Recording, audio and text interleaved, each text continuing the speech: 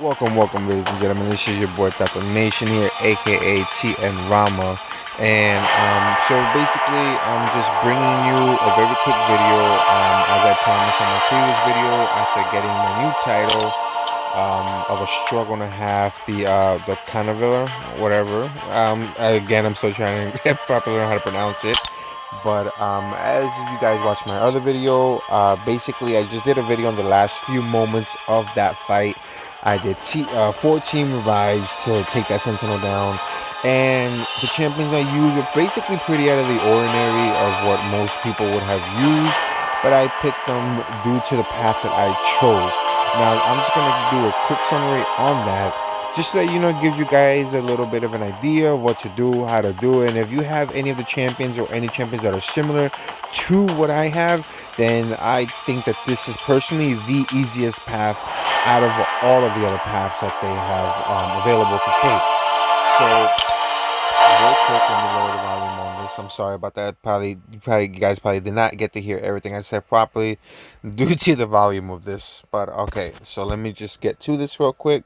So, all right. So as you can see, this is literally the team that I have. I have a rank 3 Hawk. I have a rank 4 Quake. I have a rank 1 Massacre. I have a rank 1 Sentinel, 6-star, and a 6-star Massacre. Sorry about that. And I have a rank 4 Archangel, duped with 69 signatures. And my Hawk is at 131 signatures. And my Quake, I believe, is 23. Okay, she's 30. Okay, so, um, all right, so I'm just gonna go down who I use for what. All right, so I use Archangel for Moon Knight.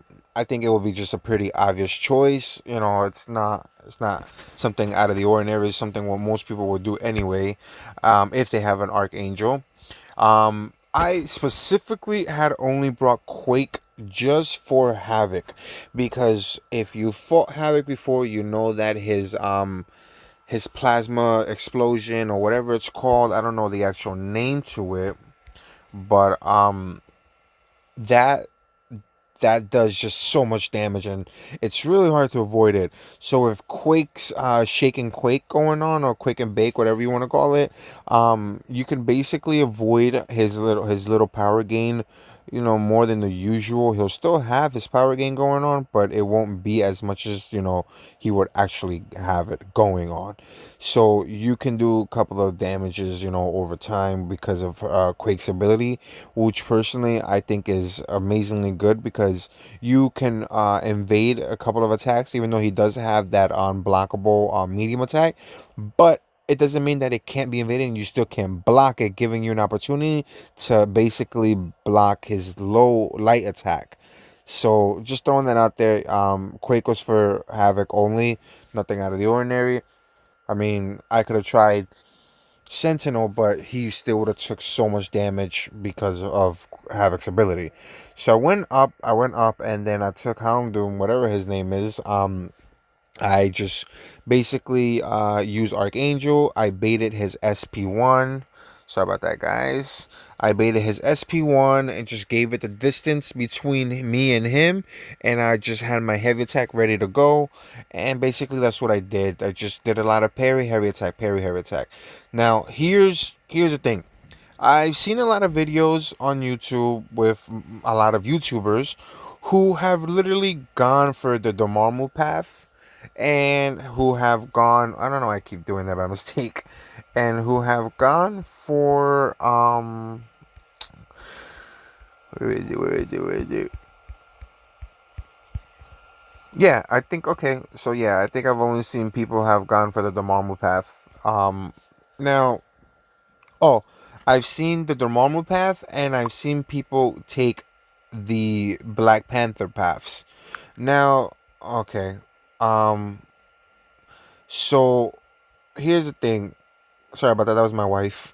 Um, I took the healing path because basically, as a healing factor is being in play, your opponent is basically unblockable.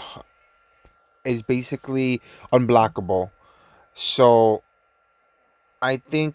this path is not hard if your invasion is on point, and if you guys are really well doing it, you can basically avoid everything. Now, it doesn't stay unblockable the whole time. It's only when the healing factor is on. So basically what I did was I baited a lot of SP1s for X23 and Wolverine. I used my Archangel and I did a lot of heavy attacking with parries. Now, when I had the opportunity, because you can't all the time, because even if their healing factor isn't intact, they have the overload. I think it's called the overload. They had the Arc Overload 2.0, which every 6 seconds, wait, every 20 seconds this defender triggers an Arc Overload, gaining an armor up buff which increases the armor by 25, and regenerates buff which heals 25% of their health. These buff lasts 6 seconds. Now, Archangel completely stopped X23's ability to heal, because I had so many neotoxics, or nutriotoxics on her, that she wasn't healing anymore at all. But the overload was healing her, so that's when she became unblockable. Now, that's just, it's not that hard. I don't think it's hard. I think that's one of the easiest paths, if you ask me. Now, moving on, Wolverine, same thing. Archangel, I did everything with baiting SP1. His healing factor activated so much that I was literally fighting a unblockable Wolverine the whole time. Like, even with all my ability accuracy reduction because of Archangel's poison and bleeding and neutrino toxics and all that, he was still activating his healing factor, which was blowing my mind, because I was like, damn, Wolverine was not trying to go down, and he was healing so much. So this fight actually prolonged a good maybe 4 to 5 minutes, and I was just glad that we didn't have the 3-minute timer, because it really was a long fight. Now for Groot, I did not use Archangel. Obviously, it would be stupid to use him, since you can't bleed him. You can only poison Groot, but there's no need for all of that. Because I had him in Massacre. Now, I don't know if you guys actually know how to use him 100%, but I don't as well. So I just been going based off of what I've learned using him. Sorry about that. What I've learned about using him in midst of battle. So I basically um I basically just went in for the attacks while he was blocking, and tried to get up my incinerate, my enlightenment, whatever it's called, my enlightening. Hold on, let me see what it's called. Give me 1 second. Give me 1 second. This guy feels very strongly about what he's doing. Everyone should have a job that okay, whatever. He's had massacre and lands a critical hit box or so as opponent. Okay, ignites. Okay, I'm basically, I was forcing them to block, and I was trying to get my ignites up. So I did a good couple of hits, and then the whole time I had it active, which was really good, and I was very shocked. But I had it active the whole time. I didn't let him get to his SP2, maybe once or twice, if I'm 100% accurate about that. Maybe once or twice, which was dangerous enough, because, as you know, he heals with SP2. It's unblockable. It's a hit you take, and then at a six, at the level that he's in, he can hit pretty hard, which, a 6-star group SP2 heals a lot, hits hard. It's just something you don't want to deal with, especially when Brute already has all these extra buffs that make it harder for you to hit him.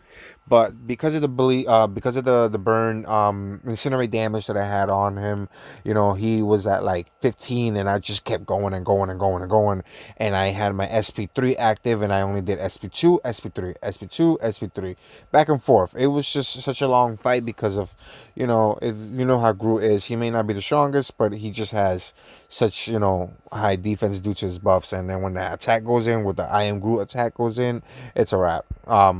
So here's one that actually gave me a hard time, and it's surprisingly, because it's Superior Iron Man. Like, he's a nobody, but he gave me a hard time, and I basically used Archangel, and at first I used Massacre. I was just like, let me try to save Archangel as much as I can, because I wanted to use him for Angela, because I know Angela's healing factor just I don't know exactly how it works, but I know she just uses it a lot.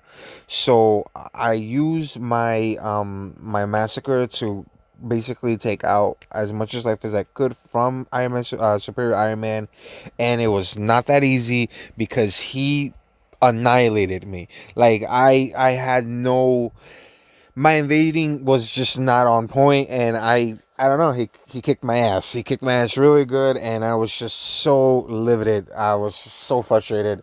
I was like, how the hell am I losing to this scrub when I've had to fight so many hard other champions? But I guess at this point, what I was just doing was I was invading his SP2 because it's just so much easier in my mind to invade his SP2, even though SP1 is easy too. But SP2, he just does this whole jump in the air, and then you just catch it so much faster than you know, a little wave in the air with your arms, and boom, he shoots you.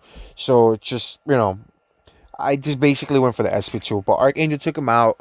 I lost no more than 6% of my life, and I was shocked by that. But you know, I completely stopped his healing factor because of Archangel's ability. Now Angela also gave me a little hard time. Um, and she basically took out almost everybody except Archangel. Yeah.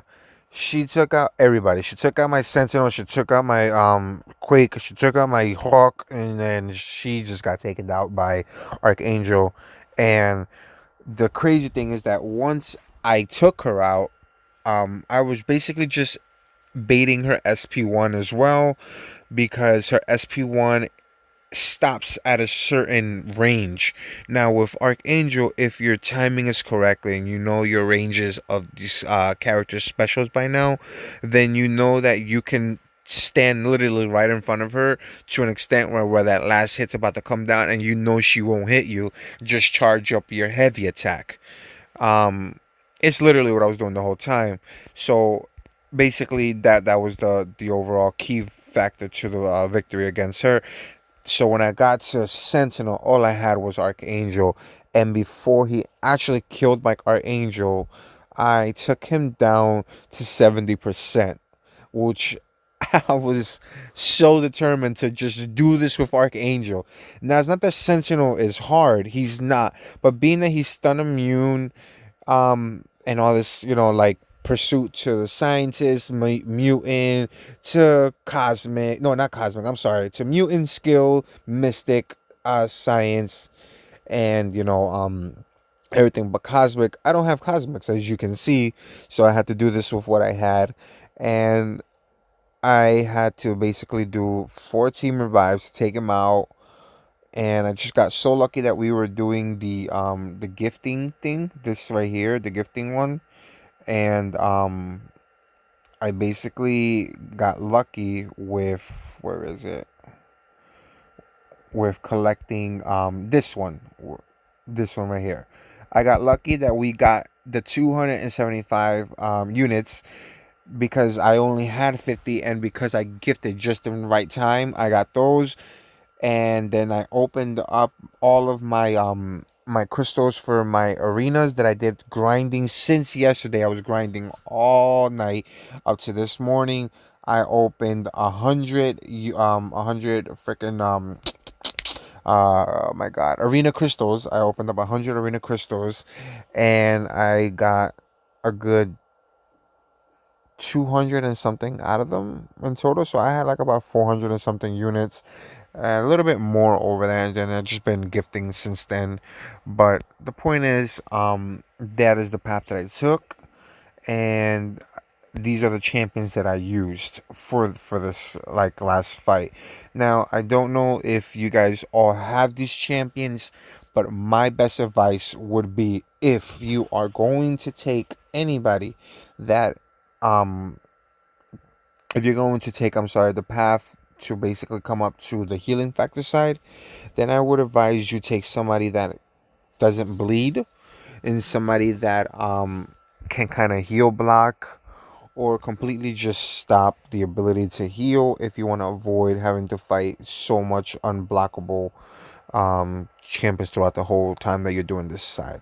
You know, try to basically avoid fighting them on Black Wall as much as you can. But I would definitely recommend you guys to practice on your invading. You know, you can get through this like nothing if your invading is on point. Also, maybe I would try to show you guys a little bit of how I was doing it. So let me just show you guys really quick. Let me just show you guys really quick what I was doing in particular. Well, Moon Knight, he's easy, so it's not nothing out of the ordinary.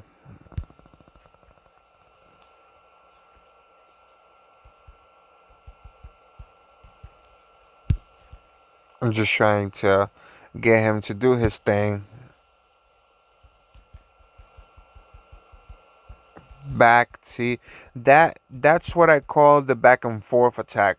I call it the back and forth attack because basically I just trick the AI into the fact that I'm not gonna I'm gonna pull completely back, but I'm realistically coming forward at the same time. So I'm gonna just do that. Yeah, well, whatever. I took the 50% damage. I didn't. It doesn't matter to me. So I just want to show you guys really quick my way of doing this, just so you guys have an idea of what exactly I was doing. If they can bleed, if they can poison, take bleed and poison champions, just so you can do so much more damage a lot faster and get down with everything sooner, so you don't have to struggle with all of this extra fighting and all this other crap. Pull back, running forward. Pull back, running forward. Just trick them. See, now at this point, there you go. See, pull back, running forward. Pull back, run in. It's something that the game itself just can't avoid. Like, they will automatically come in. Just pull back, let them do their SP1. Just keep baiting it. Pull back, run in. See?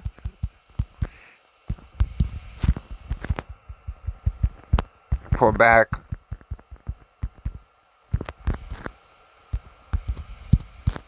He almost caught me there.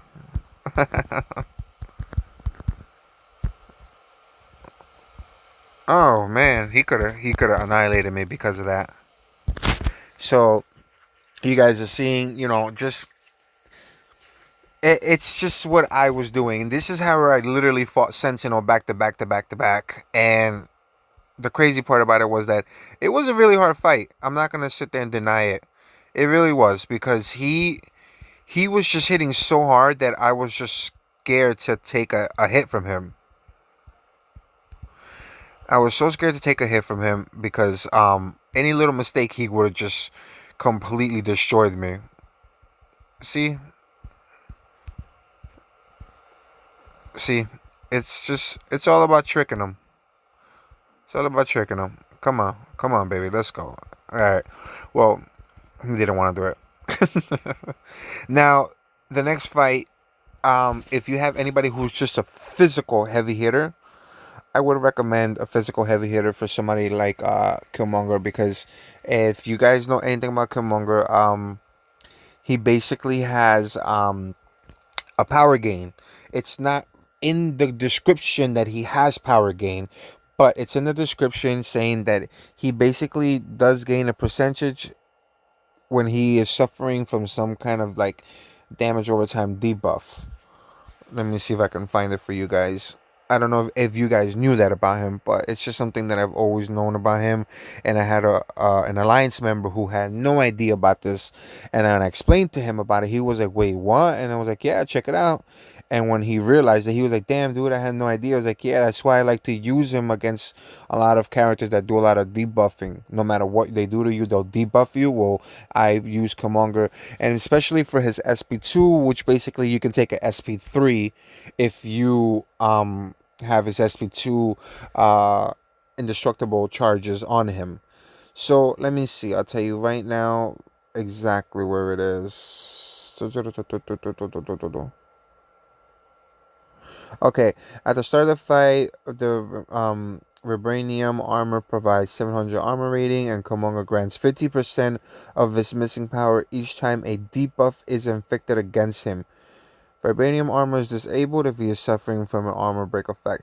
So as you see, he gains 50% of his missing power each time a debuff is inflicted against him.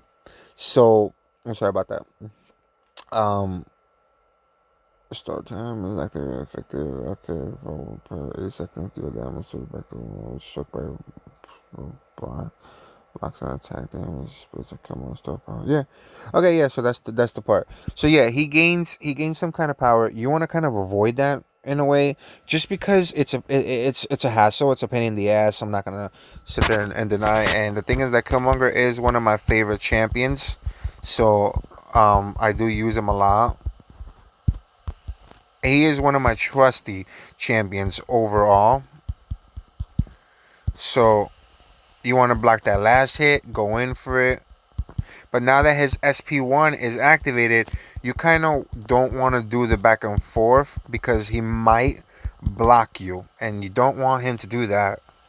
Okay, see now, right there. You want to kind of avoid that in a way.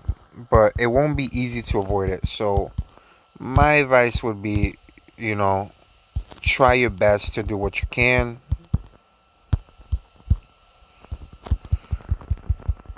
As you can see, I'm taking the damage from his ability, the vibranium. I'm just gonna go for it, and let's see. SP1. Okay, no, SP2. Okay, let's go SP2. Oh man, I want him to pull back, but he's not, and he's gonna go for it. He's gonna go for it. There you go.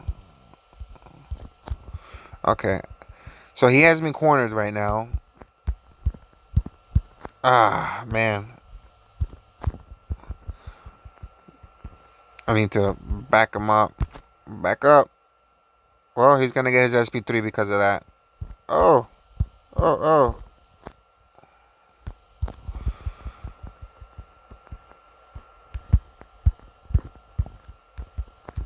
Okay, so his his um his uh his unstoppable isn't activated, so I was trying to go for it, but it looks, yeah, there it goes. See, his unstoppable was activated.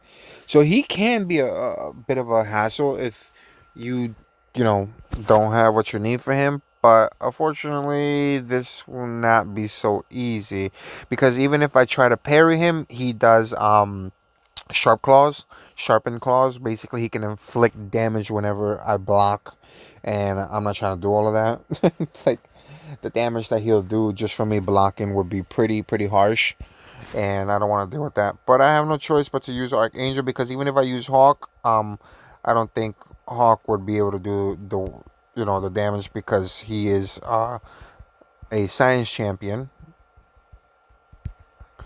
But I gotta do what I gotta do here. See, I blocked it, and look at that. Times 5 bleed. Times 5 bleed on a block, which is crazy. But I'm just trying to show you guys. I'm not trying to really beat this. I was just trying to show you guys really quick what I was the way I was running things. But let me just, at this point, might as well just take him out, right? All right. So let's see. Let's see what Hawkeye does here. Let's see what Hawkeye does. That's my man right here. This guy, him, Quake, and Archangel, they were my key players. Oh man, look at that damage just from that bleed, dude. But you know what? That's okay. Because the lower he gets, the more damage he does. Okay. Okay. Come on, SP2 me, baby. Let's go. Let's go. Yeah. Doom. No damage whatsoever being done on him right now because of that armor up he has on him. It's just he's hard. He's a hard champion. Honest to God, he's a hard champion. But I'm going for this takeout. I don't care. I don't care what it takes.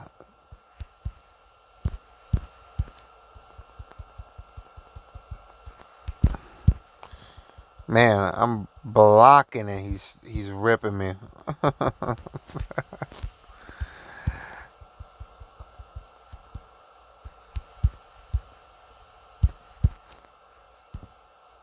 That's crazy, man.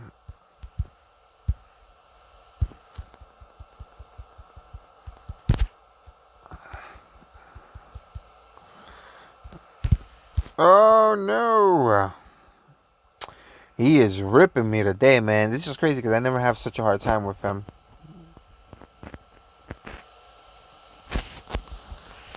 Never have such a hard time with him. There's no point in doing this with Quake, but I'm just gonna do it anyway.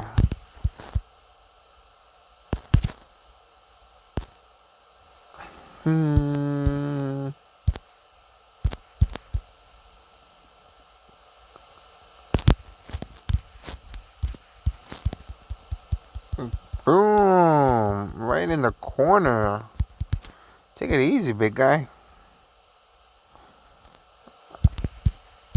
Yeah, I knew he was gonna do that. That's why I was letting go of it already. Yeah, you want to purify.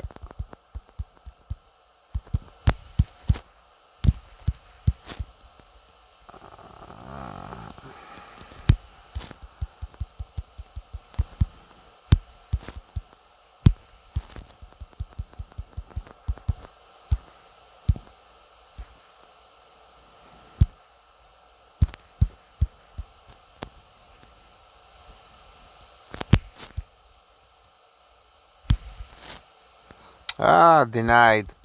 I knew he was gonna do it too. Well, honestly, I don't really care that I lost. I was just trying to show you guys a quick video on like what the back and forth was with when I did this with Black Panther. Wow, it took me forever to remember this guy's name.